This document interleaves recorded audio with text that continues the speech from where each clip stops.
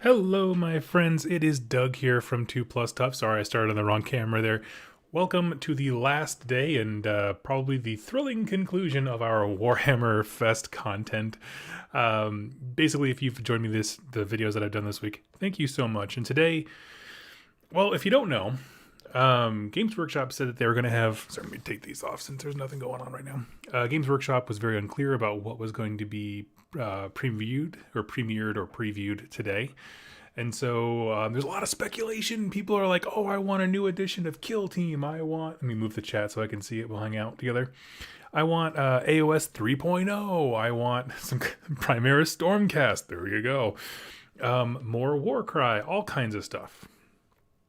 But I wanted to say one thing. This is actually why I scheduled the stream a little bit before everything started. Let me just say this. Whenever I go into these kinds of events, right? I've been a fan of GW since AOS launched. As long as they've been doing these big preview and reveal events, I have a rule, and that is expect nothing and just sit back and let them show you what they are excited about. The reason I say that is because if they don't announce AOS 3.0, if they don't address Curse City, which I don't really know what they want people to say, all this kinds of stuff, don't be disappointed. It's just sit and just take it in. That's all I'm going to have. I have no expectations. And that way I can't be disappointed, basically. I'm sure they have some really cool stuff for us today, but obviously if I'm going to wish list, right, I'm not predicting, I'm wish listing. There's a very big difference. And so as my wish list obviously would be AOS 3.0. In a perfect world, they would show me the 2-player starter set.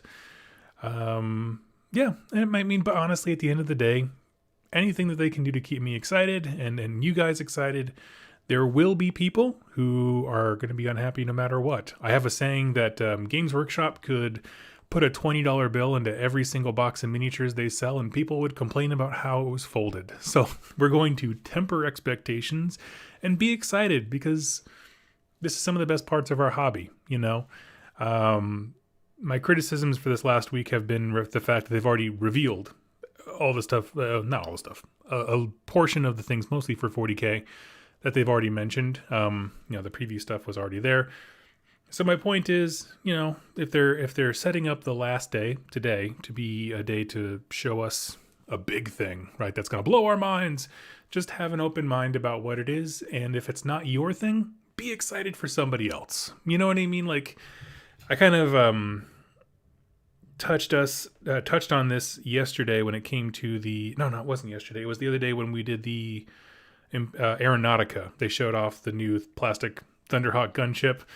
At the end of the day, like I was poking fun at that, but somebody who plays Aeronautica is very excited. So remember that, before we start trashing GW in the comments about stuff we didn't like, we didn't get X, we didn't get Y. Remember, the stuff that they did show made somebody happy, and we should be encouraging each other. So I'm just going to throw that out there as a preface, just in case, it's sunny with a chance of, shitstorm, basically. That guy, Doug asking us to keep our expectations low. These are GW fans. Exactly. If they don't give me $1 million and, I don't know, a full gaming space for an affordable cost, what are we even doing here? Finds reasons to be happy, we'll be happier. Exactly. And if sometimes that reason is somebody else is excited, that's the best we can manage. But with how small our hobby is, that actually means quite a bit. Am I excited for the Ideneth Crab? I like him. I don't know if he takes on like, what is it, Left Shark meme status, but I like him quite a bit. I do want more animals for the Deepkin, if I'm honest with you. Like, if it was any other faction, I would probably be a little bit more lukewarm on it. But the fact is, like, for being the underwater sea faction, I feel like there's not enough beasts in the Deepkin range. Like, give me a giant crab that acts as like a mobile fortress, kind of like the Leviathan does. Give me, manta rays that have cavalry on them. Give me different things besides eels, other animals to ride. So these Left Shark spicy throwbacks. Left Shark was the best. He was all of us. It's kind of hard to deliberately lower your expectations. I'm not asking you to lower your expectations. I'm asking you to have reasonable ones, which is if this preview show lasts an hour, GW is not going to give you everything you've ever wanted in life in an hour. Nobody will. Just be realistic and be mindful that it's somebody else's joy. That's all I'm asking. Let's see. Do you think GW is overreaching and doing too much? Too many games to keep up with? Well, I think as long as they keep... I like kind of where they've been going lately as far as like their box games all feed into the main ones, with the big exception being Necromunda and Blood Bowl. But like, Underworlds, those models add something to the full game as well in terms of products to buy and that kind of stuff. So I don't think so too much. Every time they have an interview, for all of the sass that I gave them on the Boxed Games Day, any single time that they've had one person from their staff talk about the things that they're excited about, I have loved every one of those interviews. I love the Sisters of Battle one, even though I have no interest in that army. AOS one, yesterday we were talking about the 40K, is it Stu Black? Is that his name? I'm so sorry. I'm terrible with names. Getting us all excited for 40K because he's just a dude who's passionate. So do I think they're overreaching? Probably a bit much when it comes to their manufacturing and production teams, but in terms of their design teams, I don't think so. I think that they are focused and positive, and I'm here for it. That's what I think. Let's see. Thank you. I want to see sea urchin spells. That would be so fun.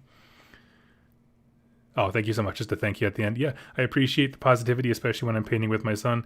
Yes, and I did drop an S-bomb before. I apologize. I do try to keep things very family-friendly, especially in my pre-recorded videos.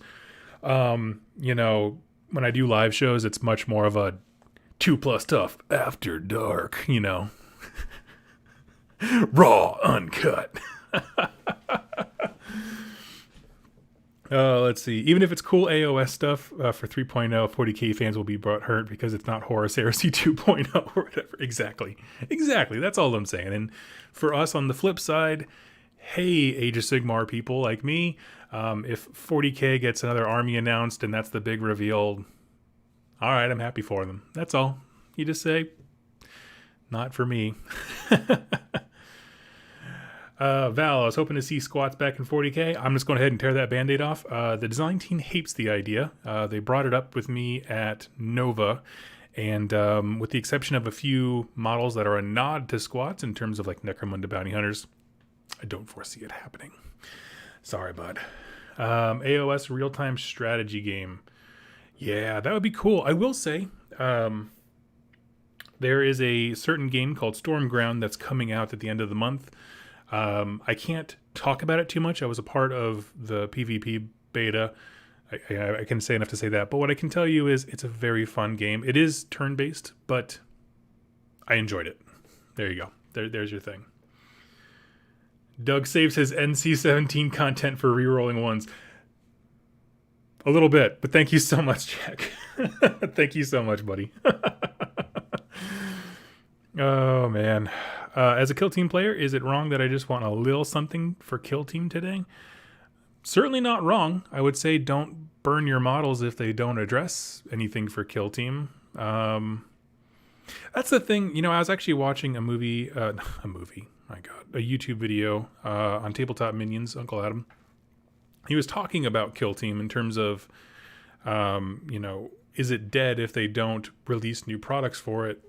I mean, they had something come out in Q1 of this year, the Pariah Nexus, which was universally not liked. I mean, the models were great, but for the price tag and what you got for it, it was just not a thing that people were into. But, yeah, I don't know. The problem is you can't, with these side games, it's we know that Games Workshop used to do a release for an army once every 10 years. It was ridiculous.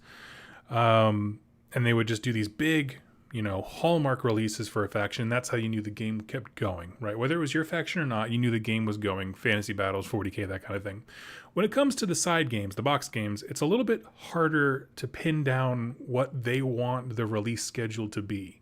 It's clearly not a priority in the same way that Age of Sigmar and 40k are, where they get releases dang near weekly. But yeah, I don't know.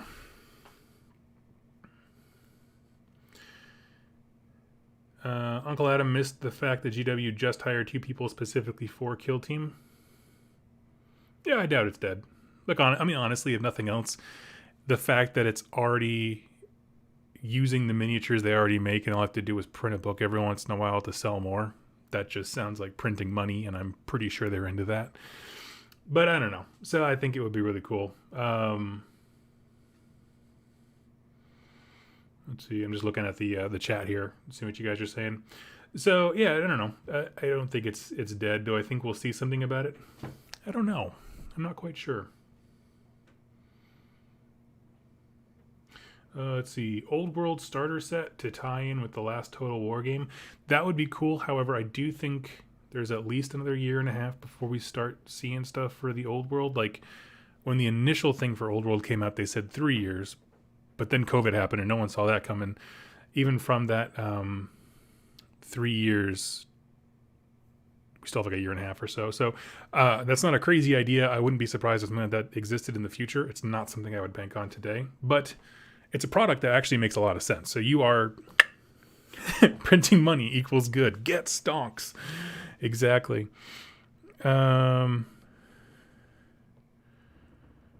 Let's see. I would love a Dwarden faction. So things that would wow me. Okay. I want to be dazzled. This is a make it work moment because they've had some rough days this week. What I would say would really excite me is AOS 3.0, a new starter set. When I say a new battle tome, I don't mean like a new addition for an existing army. I mean a truly new battle tome. So like we had Orc, we had Iron Jaws and Bone Splitters, but then they came out with Orc War Clans, which brought its own theme and feel and flavor. Like that kind of stuff for any, I don't even care what faction you're talking about, that would be fun for me. If they were like, here's the Dwarden book, and it had elements from all different kinds of Dwarden factions, I'd be like, cool. Let's see. Horus Heresy massive relaunch.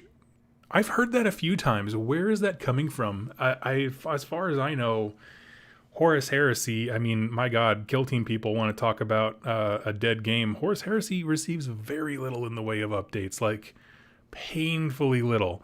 It's still alive. It has a thriving fan base. They love it. It's great. It's the best future history war game that's ever existed. Doug, do you foresee the rise of Parabellum to affect AOS? No, but the fact that you're having the conversation is good. I think competition and new ideas are fantastic. I've actually just written, I just finished before this started, a script talking about how Parabellum does things to get new players in the game, in their game specifically, that Games Workshop desperately needs to copy paste if they really want to stay relevant. Parabellum is killing it with some of the stuff that they do. Let's see. Kolivar, as a channel that covers fan fiction, I make my own stories and lore. What do you think about accurate to lore versus head canon? Well, I'll be honest with you. This is actually a question I get every single time I do a lore contest, so I'm happy to answer that. To me, the entire point of blowing up the old world was to create a setting where any story is possible. You know what I mean? And as long as you have thought it through and you've added depth to characters and their motivations, I really cannot fathom a lot of things that are just no. You know what I mean? So like as far as like your lore, your personal lore versus what's established, do whatever you want. We can revisit that in a second. They're going live right now, so let's go check them out. Let's see. And I will turn the volume up here just so there wasn't music pounding in our ears.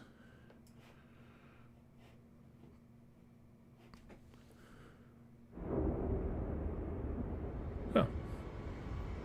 Were they not starting soon? Guess they need another minute. I respect that. So yes, I am a fan of, oh,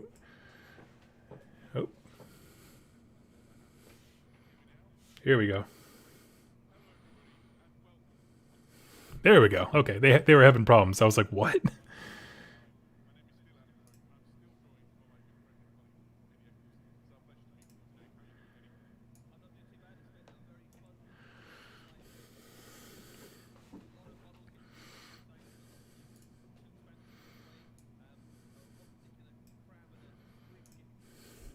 Yeah, man, that squig was baller.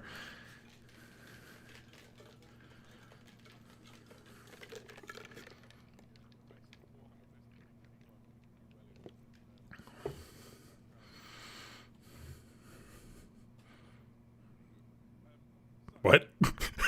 I feel like he was referencing a joke that I didn't get. Oh, no sound. I'm sorry. The Warhammer community team and the Warhammer Studios is really How's excited that? for you to get your first glimpse of what we're going to talk about today. Before we do, some ordinary housekeeping. The first thing is to welcome all of you properly. It is so lovely to have you all in the chat. A quick glance to the monitor to my left suggests there's already more than 24,000 of you who found time on your Saturday afternoon, morning, day, wherever you are in the world. When their stream first started, their audio was out, and so I thought that's what you were saying. I apologize, everybody. We're on key now. The chat has already got the gist. They know I love to do it. I love to know where you're from. It's so exciting to see so many Warhammer fans around the world join us. I've seen Japan, I've seen Spain, I've seen Carmel, Indiana, which sounds like a nice place. Ohio, no, it's not. Reading, Crabland. You've got to love it. It's always great to have people Carmel, joining us Indiana. around the world as we sort of celebrate the things of Warhammer. Yeah, it's been really cool, and wherever you are tuning in from in the world as well, let us know what your favourite thing has been so far from Warhammer Fest 2. Yeah, I'd be really interested. Favourite. If there's something so far that we've covered in Warhammer Fest 2021 that has let me turn them down. My favorite thing so far has been the Mega Boss in Power Armor or whatever he is. But the Soulblight stuff is way up there. That's just the new thing that I saw that I was like, this is awesome. No surprise to anyone who knows me. I am particularly excited about the new orcs that are on their way. You? I have been collecting orcs for over 2 years now, building up. I've been particularly excited by all the new squig-based models, but the new orcs are absolutely right up my street in terms of all the models I've seen so far are absolutely going straight into my army, and I'm quite excited about all the rest of the stuff that's on the way for them as well. So thank you all for chiming in. This makes me so excited and happy to see my chat so lively. It really does make my day. The week, Kragnos in particular caught my eye. I might try and find a place. Yeah, Kragnos the model, he is incredible. Yeah, I think I struggle to disagree. I think my favourite thing might have been seeing your reaction to the orcs, to be honest. But I've very much enjoyed somebody says my display cabinets. That's a strong contender. Thank you for the kind words. But no, I think my favourite thing is still Radikar the Beast, Gaunt and Elim Rawn being number 2. I think I'm super excited to get. There's been a lot of very exciting stuff. Yeah, you're not wrong. So let me tell you, everybody, how this is going to work. We've got some videos to show you, some cool things to reveal, and we'll be with you, I would say, for probably the next 25 minutes, half an hour, maybe a little bit longer, depending on how things go. We have an interview from the Warhammer studio. I think my dog has just started kicking off, which is a delight. We can't hear him, Adam, but if he does, it's just another person excited about all the cool Warhammer stuff that's on its way. Oh, yeah, Lord. No kidding. So I guess there's something we should, I'd like to tackle, if we can, just before we begin, which is, before we kick off sort of the proper Warhammer festivities, we wanted to talk about something quite different, just for a few moments, which is this week, we at Games Workshop were saddened to learn of the passing of Richard Halliwell. Yeah. Anyone who's been associated with Games Workshop hobby for a long time, and particularly with the Warhammer component of it, will be familiar with his work. Richard was part of the original team responsible for Warhammer's first edition, alongside Rick Priestley and Brian Ansell. And beyond Warhammer, the game of Fantasy Battles that he was responsible for the first edition of, he was also the creative powerhouse behind lots of other rules and settings at the time, things like Space Hulk and Dark Future, to name but 2. To all of his friends and family, and to anyone else who's been saddened by the news of his passing, we want to offer our most genuine condolences. And we have a few slides that we're going to show, which just help us remember some of the contributions he's made to the Warhammer hobby in a really fond way. It's so easy for these companies, like when you get corporate level, to just like dismiss people who were there at the founding. Like this is peak Warhammer. Oh, there's like no audio. Okay, it's just a slideshow. That's cool. I mean, I'm down still for it. It's very respectful. Thank you. Yeah, Mark.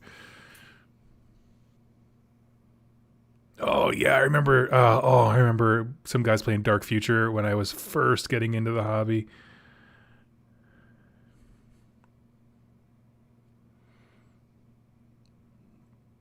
Dang, that is a tower of awesomeness. Matt OSX.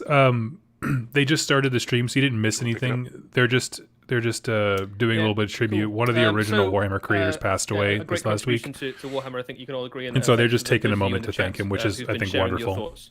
We've got one other piece of news to talk to you about before we dive into the reveals and announcements proper. Warhammer Fest is usually an event that we host in the UK, sometimes in Birmingham or in Coventry, somewhere central in the UK, and it's an opportunity for loads of people to get together and to get excited about Warhammer all together. We haven't been able to do that this year because of world events, but it has been absolutely wonderful to see all of you guys join us online and tune in for these preview shows. One of the things that we weren't able to do, though, as part of the preview shows and the online event here, is Golden Demon, which has been part of Warhammer Fest since its inception. Oh, yeah. So we've got a little bit of Golden Demon news for you before we dive into the rest of the event. And it is to say that Golden Demon will be returning in 2022. Both to the UK and to America. And the next Golden Demon show will be hosted at Adepticon in near Chicago in March 2022. So if you're looking forward I'm going to be there. I live like 3 hours from Chicago. Warhammer painting competition. Come to Adepticon. You won't have too long to wait. Meet and if Doug. you're thinking of competing, maybe start thinking about what models buy me a beer. Don't buy me a beer. I swear, if all you buy me a beer, I'm going to black out the entire week. This has obviously been a fairly light year in the past year for events, but we are delighted to announce that Games Workshop events will be returning very soon.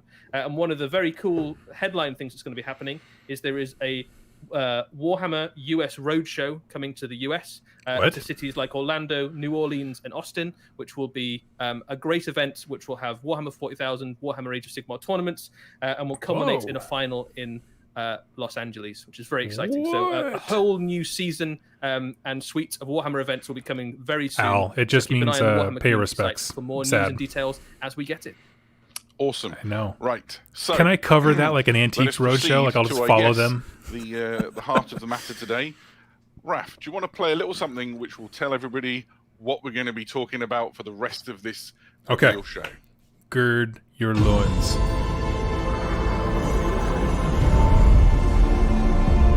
That's a great start. That's an AOS logo right there. Yes!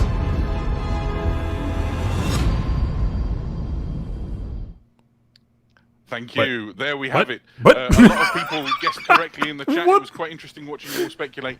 But the thing that we are going to preview for the very first time are those first glimpses of the next edition of Warhammer Age I love of these Sigmar. guys, but that was like Eddie, some hardcore blue balling right there.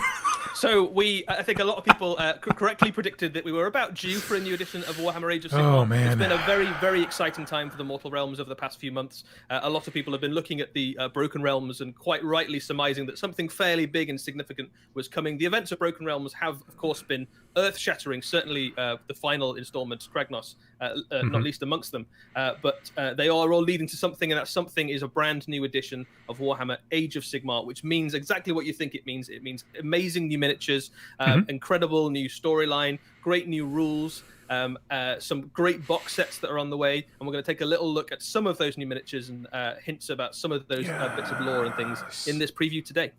Right. Oh my god, this is the best. Not hold back. Let's see the first of these models.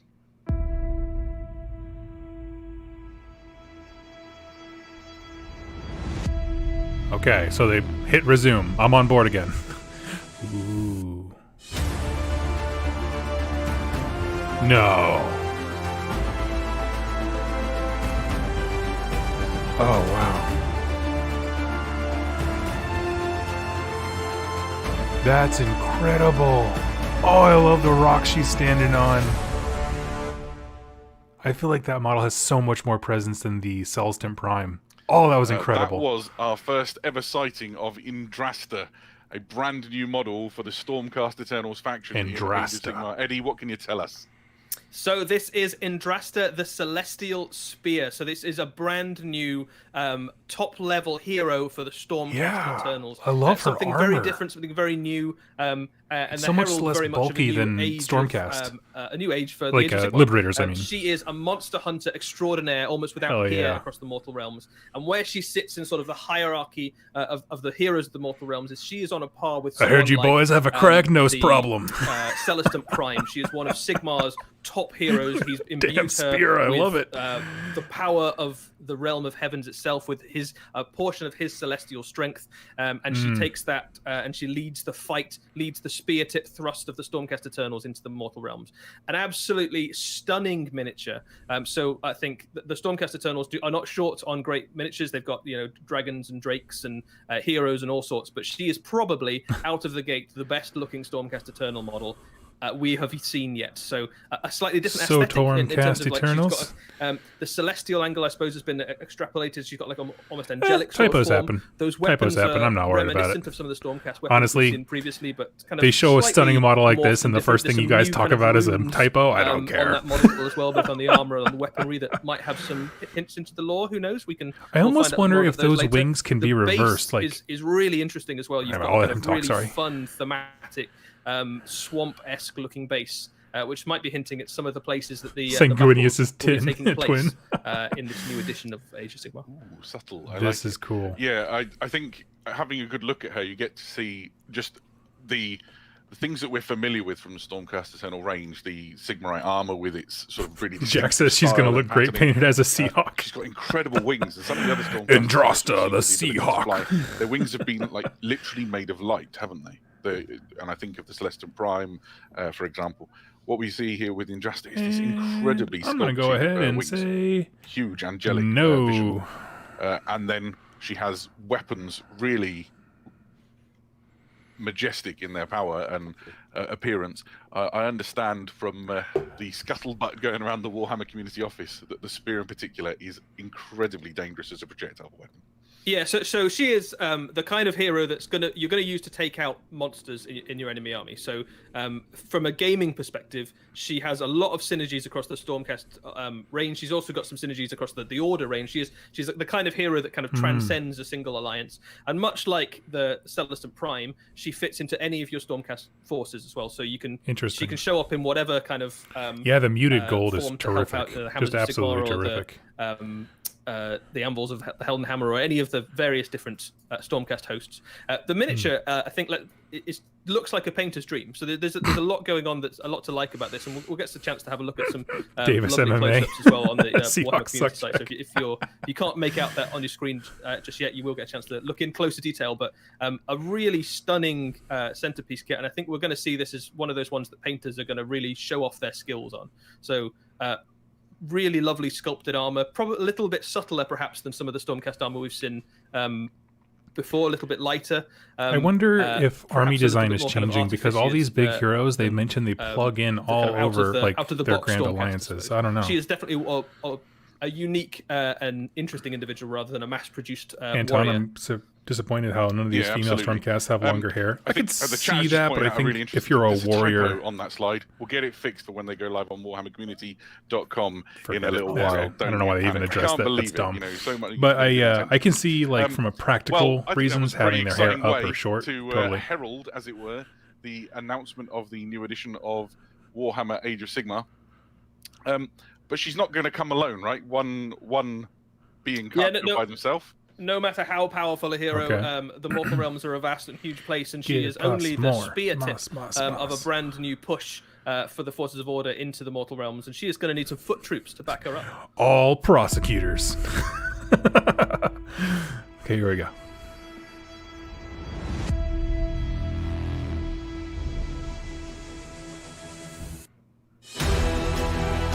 Okay, we got a new chamber. I love that emblem on their shield. That's incredible. Thank you. This is what I'm looking for. Stormcasts that aren't bulky. Oh, that looks so much better. Their legs all stretched, like they look like they're standing upright. Oh, it's so nice.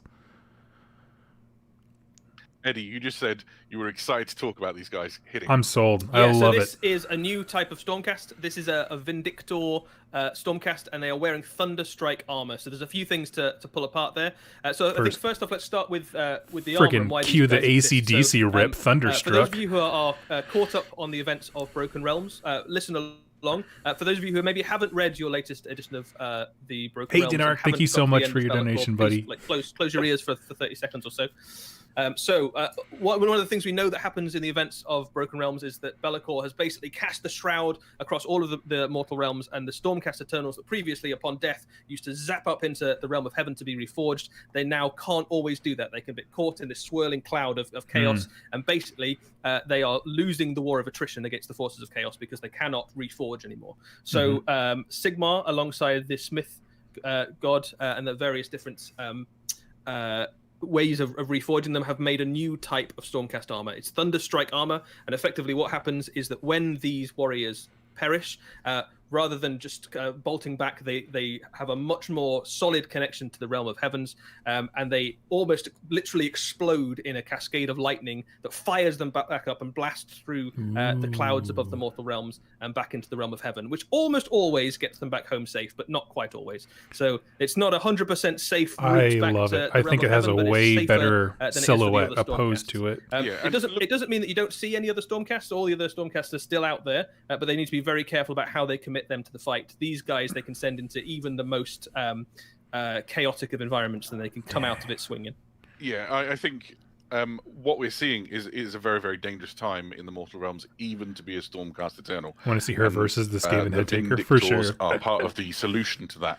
And R, thank you so much for your donation, buddy. The chat was Hope this pretty impressed by that. It comes with a female Stormcast as well. Yeah, that'd be right. That's iconic image, isn't it? Large shield. Awesome spear. You can imagine these. Yeah, the pen. That was my thought too. Like, do they explode and do damage, mortal wounds possibly when they die? Because that would be so cool. I really like these. I think they're my favorite of all the various Stormcast infantry aesthetics.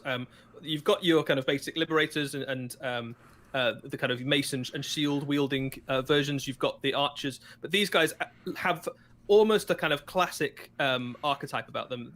Absolutely, as you say, you can imagine phalanxes of them moving forward. You can imagine them like moving in. No, this is the one Stormcast unit I'm just never going to talk about. Yeah, I'm just kidding. Yes, of course, I'm going to do a lore video on them. So that kind of chainmail, I really like that inclusion. I love the light shield. Slightly lighter. I wonder if they're almost the armor. Yeah, they do look lighter in terms of their armor, even lighter than the very heavy armor, but it's more Vanguard kind of host. So I wonder if they will be like less well armored, but faster and the shield is really something. cool as well. Like the Stormcast Eternal shields up to this point. Matt, I agree. Yeah, proportions are baller. But there's this really nice stylized image of the Sigmar's face on the front of it there that looks like it'll be lending itself really well to that shield is incredible. A painter's brush.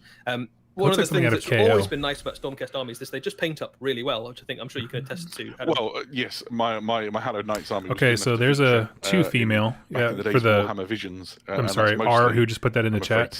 There's at least one to the top right and one to the bottom left. That's those two are female models based on their torso. Of how you're going to be able to paint them in the colours of the different storm hosts. These are incredible. The Hammers of Sigmar are. I love the poses. I suppose it's fair to say the phalanx pose, the stab. Pose. But they look incredible in some of these other color schemes. Yeah. Celestial Vindicator really looks fantastic to me.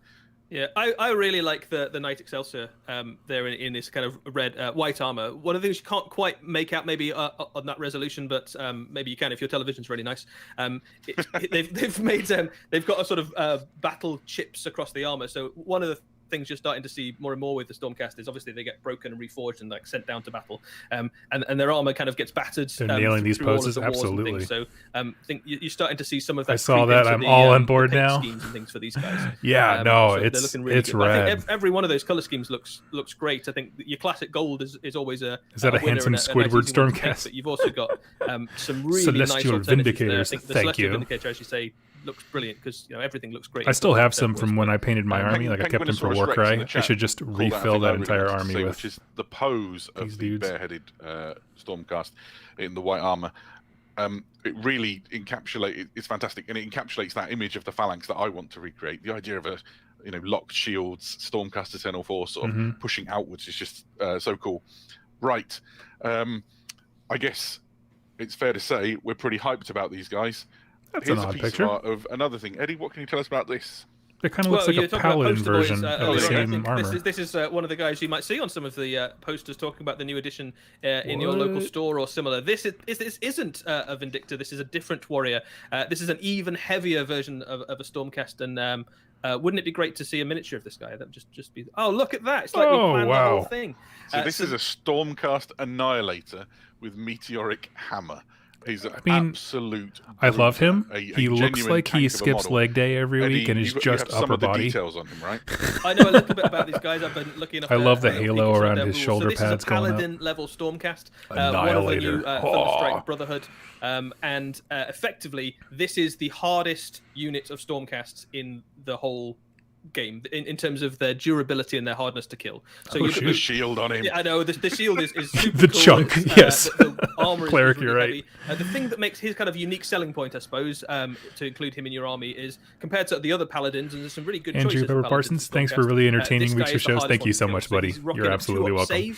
And the other thing about him is that they hit like a ton of bricks. So they kind of, when they charge in, they're kind of just a freight train of pain for the enemy army. So they dish out mortal wounds, and then swinging that hammer, as you'd imagine. Move the mouse cursor. Yes, no problem. Thank you. Well. So a really useful unit for your army, an absolute solid anchor for your battle line. If you think Stormcasts are all about the hammer and the anvil as they should be, this guy can be either quite happily. Perturabo in the chat. That guy Chungus with Meteor Hammer. The thing I've been doing is craning my head, trying to work out what the shape is on the flat edge of his hammer. Like, I want to know what it is he's going to deboss into your face. That's a twin-tailed comet. I can see the circle with the two spires coming down. On that miniature as well. I think, that's a good point, Outcome. One of the nice things about a lot of the Stormcasters didn't want to be made fun of for their pauldrons like Space Marines, so he got really big, gorgeous. That they're either bested or befriended or tamed. Donnie, this one is static, but I'm assuming it's part of a unit, so maybe he's like the lieutenant, lion, chest and the others will be much more in combat. I would be cool with that. That kind of gives you an idea about the nature of the role of the Stormcast models in your army. So if you think about the ones that are kind of fast, they often have like... So make a cool Perturabo conversion. That's true, I agree with you. This guy is a lion. He is the guy who goes in, charges straight in, swinging, basically. So yeah, I think the chat. I had a hunch, and the chat certainly think that it's the case that's the Raresh. Sigmar. This looks best definition-wise. If I go full screen, it kind of. You can imagine like a Chaos Warrior standing in front of him and kind of taking one of those hammers to the face, and sort of having the twin-tailed comet embedded in the. Well, it's almost like a maker's mark at that point, isn't it? Where somebody like bang their stamp. I'm fine with that, even if he's just standalone. That is pretty cool. I'm not going to lie. As this shelf there is my Hallowed Knights. I'm very proud of them. I really enjoy them, and so I am genuinely stoked that we're Terminator armor for Stormcast. Yeah, add more to not only their lore but also the miniatures range as part of this new release and this new edition. Incredible. We should probably give a chance for the studio. Let me explain. When we're at Warhammer Fest in real life, when we're not in lockdown pandemic world and all scattered into our homes, at Warhammer Fest, we'd always give the guys from the Warhammer studio a chance to come in and tell us all about the things they've been working on. And we're very lucky today that some of the talented folks from the Warhammer studio, Jez Bickham, Phil Kelly, and Ben Johnson, have got together separately in a carefully socially distanced interview room to tell us all about some of the features of this new edition and some of the models that you've seen. Okay, here's the nitty-gritty. We really couldn't ask for three more passionate, committed, and knowledgeable people in the entirety of the Warhammer. I'll be quiet when they're explaining the rules here, so give you the lowdown. We can have a discussion afterwards.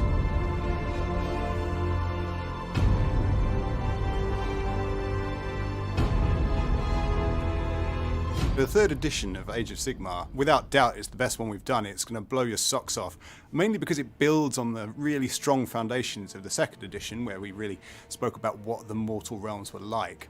Now we're putting in new cities, new protagonists, new gods and wars, and we're seeing a whole new frontier open up.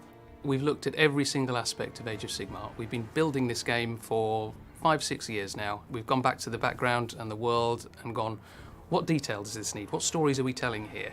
What's the ultimate version of this we can do? Then we've pulled it all apart, we've re-engineered it, and we've added a load of exciting new stuff as well. It's going to be the ultimate version of Age of Sigmar. The lore for Age of Sigmar has really been honed and redefined with this edition. One of the things we really wanted to do was drill down into the fact that the realms are really overrun by chaos still. The story of Age of Sigmar is that Good. Chaos won. This is the fight back to reclaim the realms, and we really wanted to focus on that and make it seem like the realms are horrific, terrifying places to be, and to be a good guy in the mortal realms is to be outnumbered, it's to be grasping onto the slimmest sliver of hope, but hope is there nonetheless. This is Sigmar's opportunity with the Forces of Order to take back those realms. We started that with the Cities of Sigmar and the Seeds of Hope. It looks great. This pushes it into Dawnbringer Crusade, so this is where the bell rings in the morning and the city gates open and men, elves and Duardin head out into the Chaos Wastes to reclaim that territory for Sigmar and expand those pinpoints of light in the darkness. They're attacked almost immediately by the forces of chaos or death or destruction. 1 in 1,000 may get to its intended destination, where it will erect a Sigmarite strongpoint, which one day, generations hence, may become a city of Sigmar itself. Another key thing of this new era, the era of the beast, is that it isn't just destruction that's on the rise. Order are also stepping up their game, and one part of that is that the maker god, the creator god, Grumni, he's an old friend of Sigmar's, they're old allies, and he's started to help Sigmar launch a new version of a Stormcast Eternal, wearing something called Thunderstrike armor. That's why Now, the shields Thunderstrike have armor a has a dwarven very looking strong face. connection to Azir, to the realm of heavens. That connection, which links a Stormcast Eternal to the heavens, is now stronger than ever, and it needs to be.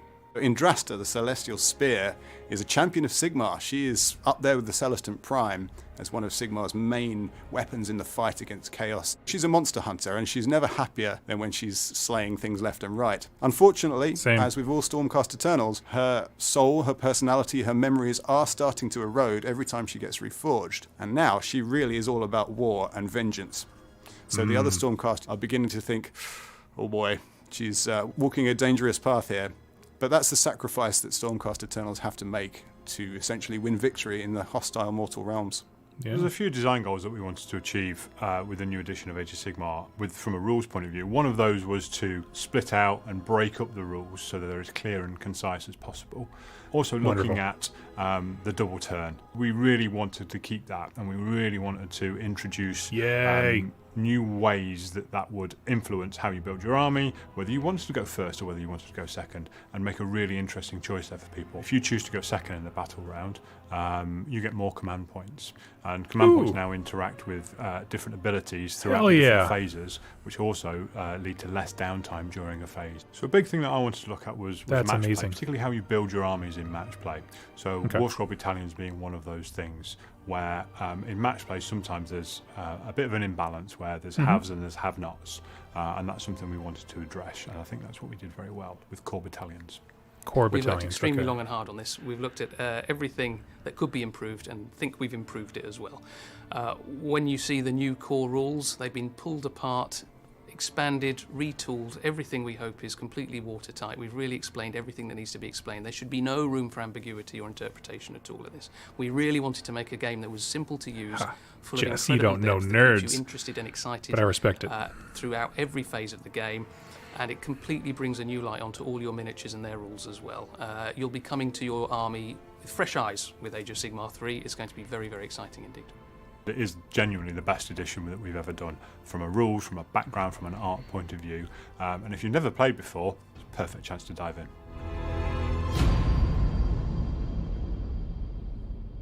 Cool. They didn't give a ton of information, but it's always I love lovely it. to hear from the guys in the Warhammer studio. And I always get a kick, particularly out of when we get to hear Jez and Phil and Ben talk about Age of Sigmar. They're just so sort of passionate and involved in it, and it's exciting to see what they've brought together and curated for this new edition. Yeah, absolutely. I think the Age of Sigmar team, I think a lot of people who've been following Age of Sigmar over the past few years have commented multiple times how great a place that game system is in, and the miniatures, the game, the rules, everything about it is really fun. And I think Broken Realms, we've really seen the lore start to manifest into something really exciting and thematic. And I think the new edition is just going to pick that up and run with it, basically. Yeah, absolutely. So what we've done in a almost cruel-hearted manner is tease you some of I think we've got some pictures first, Adam. Oh, yeah, there we go. You're getting excited. Oh, what? What? Right. So we've got some new art. So This is the most badass picture they've ever made. The Celestial They just Spear, dropped that out of nowhere. in a stunning piece of artwork as she smashes into what can only be some kind of horrible chaos landscapey / monster thing. This is the cover of the new rulebook for Warhammer. She looks like she's Sigmar. doing a and you can chaos spawn in Nineveh. gives you a sense of the kind Just of cutting him in the hell twain. that she's yeah, the, descending into. the nightmare hell setting that Warhammer Age of Sigmar is. I love it. And, this concept of a celestial warrior smashing down into a realm beset on all sides by chaos. So very much a microcosm of the entire setting captured, but a very cool piece of art. That is your rulebook cover. And Oh, wow, that's the some rulebook hints cover. in I that love video it. about what the rules are going to be. And obviously you can look forward to a little bit more exploration of what those rules are going to be on the Warhammer community website over the coming Anton, weeks short hair and again. We already months. saw her model. It's the same thing. And What do you mean of again? course, It's a new literally the edition same means model. some seismic changes to the lore.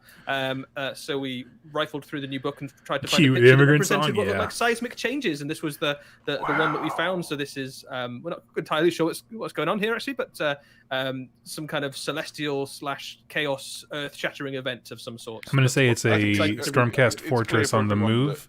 that These look like war events that are shrines. going to be There's a depicted bell in the new bottom edition right. Are the culmination of what we're seeing take place through the Broken Realms series, and there are some truly realm-shattering events taking place. Gods are awakening, murder and destruction on an epic scale. I'm quite excited to see where the dice land, as it were, as we welcome in the new edition.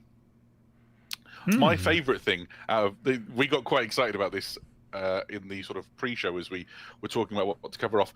This is a map of, I believe, the realm of Grr. The Realm of Beasts. Yes. So this is Gur. Which I is the beat Realm them. of Beasts.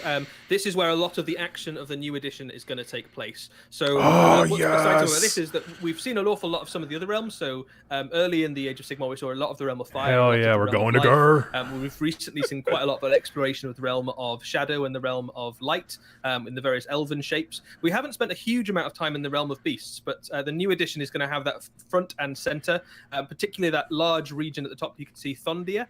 But there's some other things on that map. If you've got eagle eyes, you'll be able to spot. So the city of Excelsis is on there as well, which is set to play an important role in the events of the Broken Realms. So you can look forward to reading a bit more about that soon. It's my favorite realm as well, y'all. Left of that, I'm so I was really excited. excited by this one. I'm trying to be far left quiet, of that, let you them can see talk. Beast's Grave. So if you've been playing games of Warhammer Underworlds for the past couple of years, If you can't see it, that's here's where my that's where they've all cursor. been happening.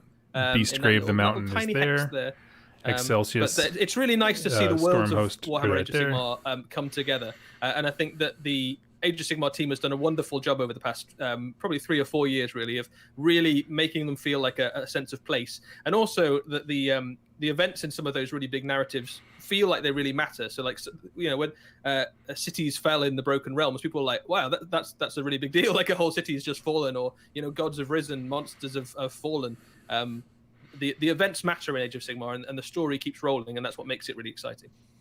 Aiden, I agree absolutely. with you. And there's something just exciting about maps for me. AOS 3rd edition in is Doug service. fantasy It novels is and, really panning out that throughout way. Warhammer's history and so on. And you start to look at it and wonder what stories you could tell with you and your friends' armies and stuff as you look. Oh, wouldn't it? Now I'm be like, cool man, to I can fight paint there? an I like- Excelsior there's land army, spurs joining white them. There's Stormcast. areas I that could look do like that. monsters' jaws. It's fantastic. So. Now I think I can go on to the thing I was going to say before you reminded me that I hadn't said the things that we just said, which is, of course, that we have somewhat teased you. There's no surprise, perhaps, that some of the things that you've seen here will make up the contents of a boxed set when the new edition of Warhammer Age of Sigmar drops. You're kidding me. And we have a bit of a clue as to what the adversaries can be. But we're going to leave you with that. So what remains for now is for us to tie up what has been for myself and hopefully for Eddie and Raph and our moderators and everybody here at Warhammer Community who's contributed, a really fun way to spend a week getting excited about Warhammer with all of you. Warhammer Fest isn't just exciting for all of you, the fans, who get to come and join in, 20,000 people, however many it is, that turn up to a venue in the middle of England, and we all get excited for a day or 2 days. It's a chance for the Warhammer Studio to meet people and for us to have conversations with all of you who love this hobby that we work on and we're excited about face to face. And I feel like this has been the next best thing. So I really do want to thank everybody who's turned up and been excited in the chat, whatever even if you were disappointed because you didn't get the exact flavor of Warhammer you wanted. It's been lovely to have you with us. I know the Warhammer Studio pour their heart and soul into everything that we've shown you, and it's been just great to have the privilege to show it off on their behalf. I want to thank all of you from me from Eddie Eccles, from Raf behind the camera, who's made sure that everything works smoothly, from our moderator team, who've kept everything going so smoothly, from the entire Warhammer community and Warhammer studio teams, and from everybody else here at Games Workshop for joining us and having just a great hobby experience over these 6 days. And I really hope we can do it again. We will be back in less than a month with more previews. There are, I believe, 2 more previews coming in the month of May. Is that right? What? That may well be the case, Adam, yeah. Hot Sweet. dang. So there we go. There's loads more. We are fully on the road to Warhammer Age of Sigmar 3rd edition, and I can't wait to share that journey with all of you. It has been a delight. Thank you wherever you are, and we'll leave you with this little teaser of a thing to come. Okay, here's our teaser for the enemy.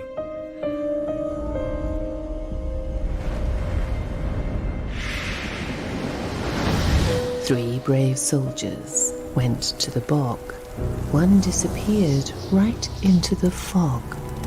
2 brave soldiers went to the mire. One disappeared from around the fire.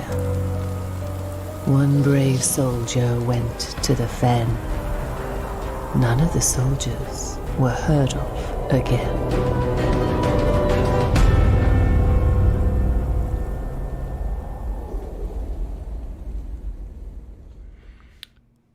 So that's our teaser. Okay.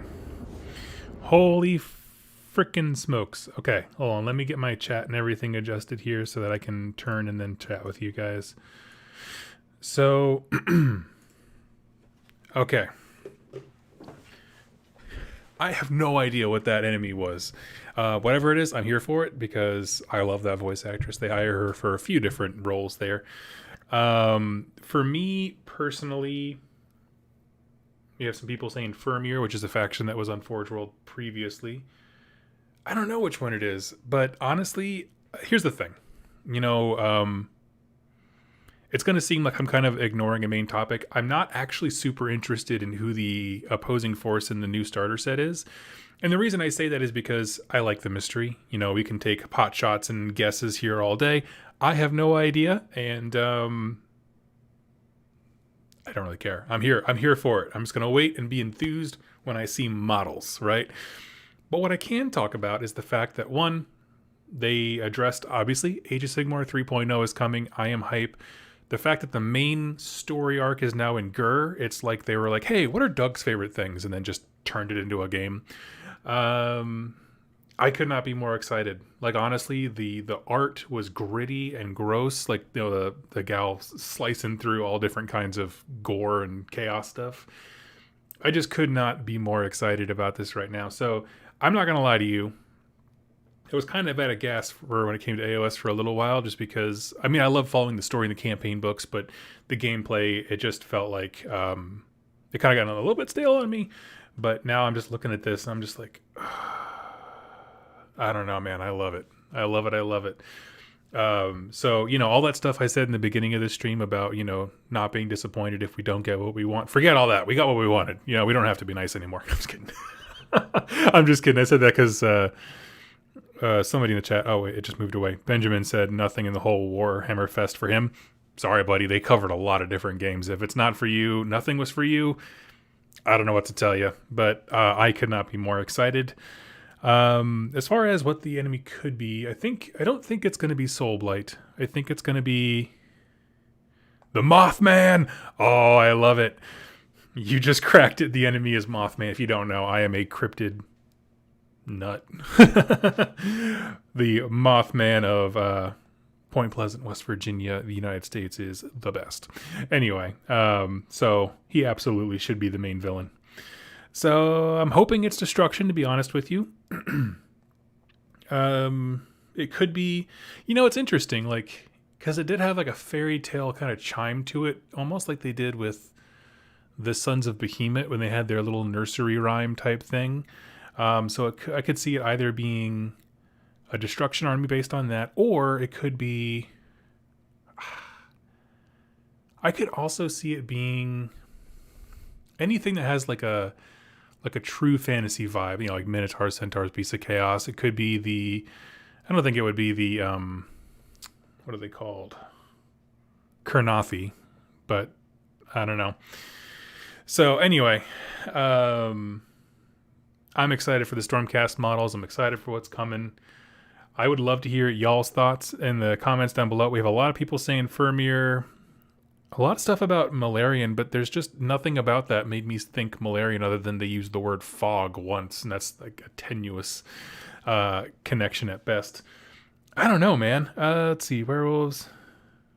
It'll be evil Sylvaneth. I would be so down for some evil Sylvaneth. I would love it if the Grand Alliances were shaken up like that. Like maybe Beasts of Chaos went to destruction and Sylvaneth went to, well, they could go to destruction too, right? They're fighting back natural order of stuff. I'd be down for that. Let's see. Hag Trolls. Hag Troll would be awesome. The Hag Troll model is awesome. Maybe Beastmen, but associate with destruction. Yeah. A lot of those ideas. Anyway, let's see. A new evil. Destruction has always been amoral. Yeah, but if you're the person getting annihilated, they don't seem amoral. They seem chaotic and destructive and evil. They might save Malarian. I don't think it's Malarian, to be honest with you. I don't. If it was a male voice, I'd maybe be like, but to not have, I don't know. So anyway, I'm going to go ahead and tap out there. I think I've been, oh man, could it be a new Cthulhu style army? If it is, I don't care what the new Stormcasts are, I'm on board. So that's just me. I like that kind of stuff, that kind of horror. Stannis, thank you so much, buddy. Do a lore video on Old Hammer Firmir. It will convince you. I don't even know where to find that stuff, dude. Like, everything Forge World is just a pain to get any information on. But anyway, let's see. Pray for new Spider Fang, Fishmen, Deep Ones. That'd be cool. Anyway, I'm going to go ahead and hop off here, friends. Thank you so much for watching. This whole week has been fantastic of getting this stuff together. I need to kind of like think and process through a little bit about what I want. I guess the first thing lore-wise that comes to my mind, because obviously that's what I do mostly on this channel, the first thing that lore-wise comes to my mind is that I want the new Stormcast that have the new armor that ensures they go to Azir. I don't want that to just be like this plot MacGuffin of like, in Broken Realms Bellicor, this cloud of chaos is making all the Stormcasts, falter, and then we fixed it. You know what I mean? Like, well, that's lame, right? I mean, there needs to be some drama or pull, or maybe that armor is extremely rare or something like that. I don't know. So I want there to be a little bit more to it than just like, hey, we had a problem, but we fixed it. That was then, we're at now. So anyway, thank you all so much. There will be videos on every single one of these things when they are announced. And you will learn stuff as I learn stuff. So thank you for watching and listening, and I will catch you next time. Happy wargaming, my friends.